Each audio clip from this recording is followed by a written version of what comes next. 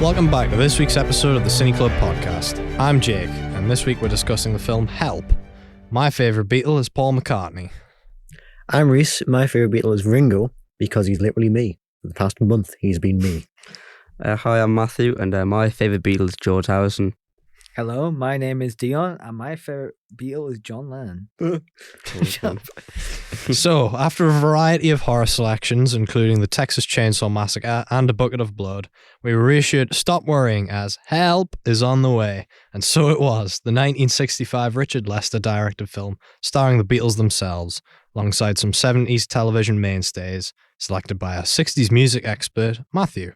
This wasn't the first time the Fab Four have been at Cine Club, though, was it? It wasn't, no. A few months ago, I suggested A Hard Day's Night to celebrate the 60th anniversary of it, really.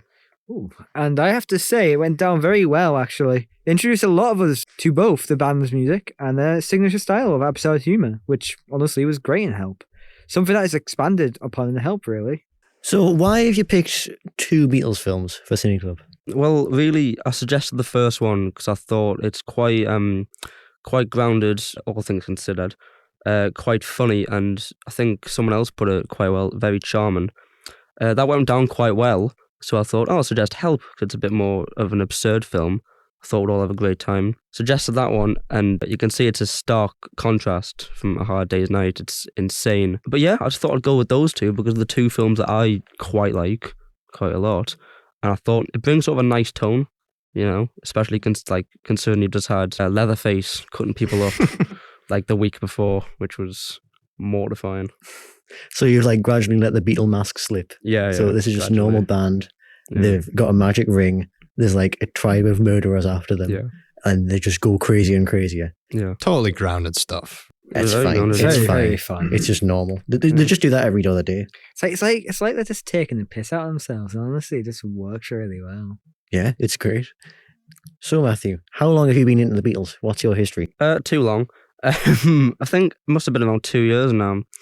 I started listening to some of the earlier stuff, which originally I thought was a bit pants, and then I got into the later stuff, and I was like, oh, it's really good. Let's go back to the start. Gradually started to like the earlier stuff more and more, and then I'd watched loads of documentaries and stuff, and I found out Richard Lester did a film called A Hard Day's Night. And I was like, oh, there's an album based on that film, which I didn't know it was based on the film beforehand. So I watched it thinking it was going to be, you see average film star musicians where some of them are quite bad. Like I remember seeing one with Cher, where she plays a normal character, but you can't see past it because it's Cher. But in this, it's it works quite well because obviously they're playing themselves. So I just thought, well, it's quite good. I enjoy it, and that's how I discovered A Hard Day's Night, and then Help, then unfortunately Magical Mystery Tour, and the ones that came after that, which are just, there's absurdism to a point where it becomes what is going on. Well, A Hard Day's Night is probably the most grounded, and I think even the fact that it's not like a lot of the Cliff Richard Summer Holidays and Elvis films of that time, where it is almost like a documentary, but sort of comedic and exaggerated enough that it's separate from reality, but it's a good gateway, I think, because as speaking as somebody who did use that film as a gateway into the Beatles, it's a good overview of that kind of style and everything about them at the time, where it was they sort of had an attitude, but not too much. It was rebellious but fun. So yeah, it feels very much like, in my opinion here, where it's just them having fun, and at the end of the day, we rarely have that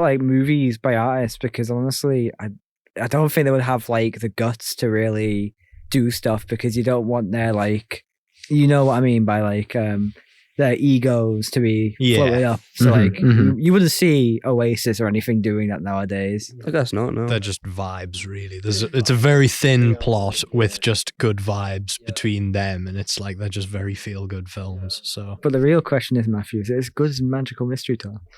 No. No, yeah, it is. It's better. Oh, yeah. Is it? 100%. Oh. What's your favourite Beatles album? Oh, that's asking what my favourite child is. It's quite controversial, my favourite. I think Get Back is my favourite one. Not Get Back, sorry, Let It Be. Got the name wrong. Let It Be is your favourite? Let It Be. Wow. Let It Be is my favourite. That is interesting. Because it's got just sort of proper rock and roll. stuff as opposed to the psychedelia sort of stuff they had in the early albums, which I like, but to an extent, it's like you can only listen to Hey Bulldog so many times before you realise that John Lennon barking. Yeah. I mean, I haven't found my limit yet, personally, but no, I agree. Right, anyway, to get back on track so this doesn't become a music podcast. Any more specific thoughts on Help? I mean, one of my favourite aspects is the way that they shoot all of the music sequences. I mean, it is basically just the blueprint for the modern music video. A lot of those sequences, which, I mean, A Hard Day's Night does well, but I do think that the fact that the last sort of 15 minutes of the film is just kind of like a Beatles concert, that makes sense in a time when people probably saw that film because they couldn't get to a real Beatles concert. But now, retrospectively, I think I like the way Help does it better, where it's, if they don't save all the music for the end, they kind of drip feed it throughout, and each sort of different song takes place somewhere else. It's, the film's in colour, they're in like the Bahamas, the Alps, they're all over the world, and you can sort of see that increase in budget, but like, I think I prefer that. But I don't know if anyone else has particular moments or anything that stands out. Well, can we go into spoilers, or would you? I think given that the film came out about 60 years They've had ago, enough time. they've had plenty of time. If you're listening to If anyone's nan hasn't seen it yet, you should cover it. I think they have to email us really and say, someone now has dropped dead at the moment. But yeah, I think the best bits are the music video bits, because they really like integrate it into the plot instead of just Hard Day's Night was, where it was just, here's a bit of plot, here's a bit of Beatle. Now we've got Beatle and plot combined, where they're all on top of a single sled going down a mountain and singing at the same time and acting like complete toddlers. It's great. I like the fact they're all together as well. Like Hard Day's Night, like they're not actually doing things all in the same place like throughout the whole film, whereas Help, it just feels like they're just like this sort of little group of lads going and doing, trying to get assassinated, but like it's that kind of idea that it's like you've seen them do everything else in reality. Now here's these characters who are just real people in this like fantasy, over the top, exaggerated, almost James Bond spy plot. It's like really bizarre, but like it's like watching a spy parody, like Get Naked Gun, but like just turned up to like 11. Yeah.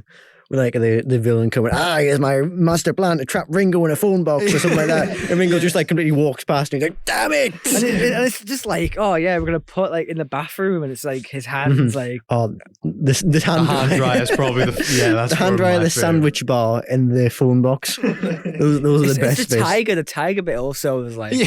Where did he get a tiger from? Yeah, it's like... Who likes Beethoven, by the way? A tiger who likes Beethoven, who also was the set up a trapdoor first and then had the tiger like the amount of planning that goes into these various plans. I'm sorry, but like, how would you like plan it so well where the second time you try and open the trapdoor, it wouldn't work? It's all banking on Ringo picking up his pint a certain way as well. If you just lifted it straight up, whole thing would have failed. Everyone pack up, go home. Ringo. But you just had to...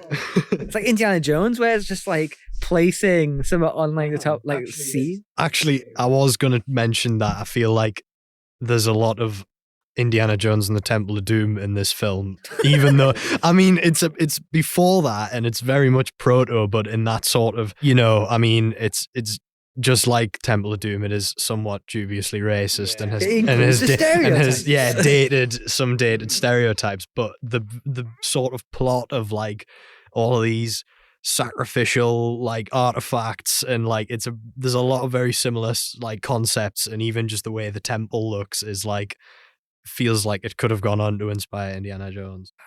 We've kind of talked about this, but what were your favorite scenes or musical sequences from the film? I think the opening needle drop is one of the best in any film ever. Agreed, yeah. Because it just brings it back from, hang on, if I walk into the right film here, is this a film about the Beatles or is it Indiana Jones? It takes its time as well. I like the build up of it, where it's like, like a lot of people watch it and probably think, is this, because I did that when I watched it for the first time. I was like, have they given us the wrong tape here? And then I was like, no, there they are. There's the Beatles.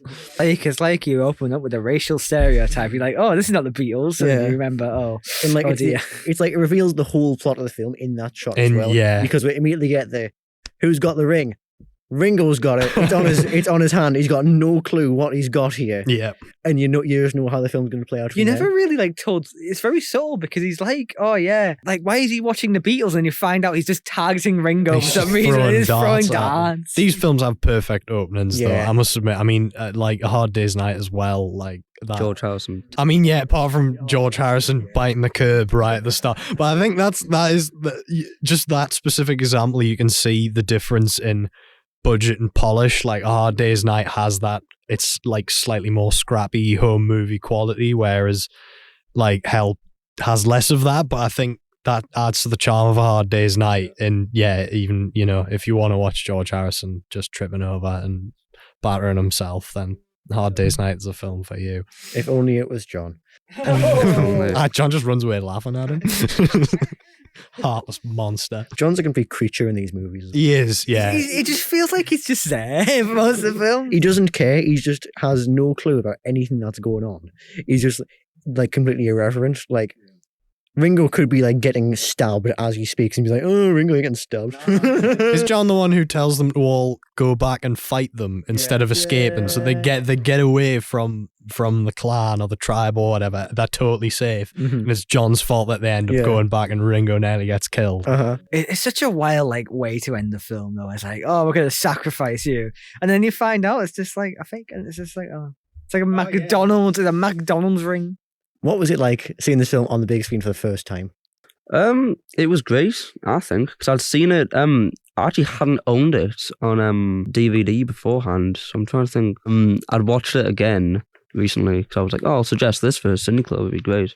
Got it on DVD, watched it in the house on my TV. Even then, I was like, oh, this is quite cool to see it.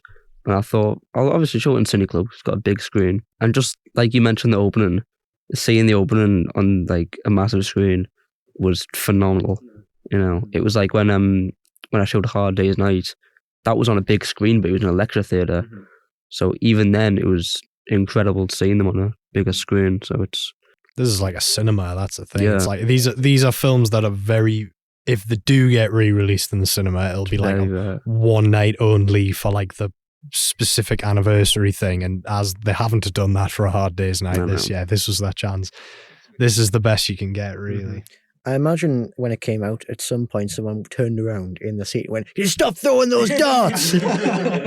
It's like real darts are getting thrown at the screen. The 4D cut of Hell. that was a problem apparently when A Hard Day's Night of Help came out. Was at the premiere, it was fine, they could hear what was being said because it was all like dignitaries going to watch it.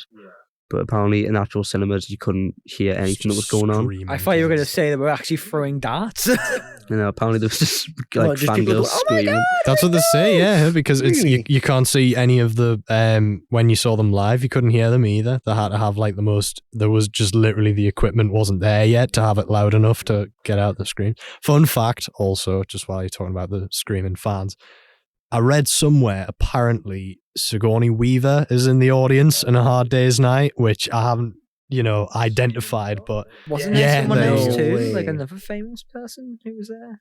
John John Lennon. Lennon, yeah. Lennon, he was there. Before Paul the McCartney disaster was there happened. as well, I wasn't he? think so. That I guy think he Paul. might I have. heard Right. someone called Ringo Starr was there. Who's it? It's amazing. Yeah, I'd heard somewhere that a very young Phil Collins Yeah, that's was there. it. Really? That would have been insane. So, can we expect another Beatles film getting suggested in the future? Maybe Yellow Submarine or, God forbid, the aforementioned Magical Mystery Tour?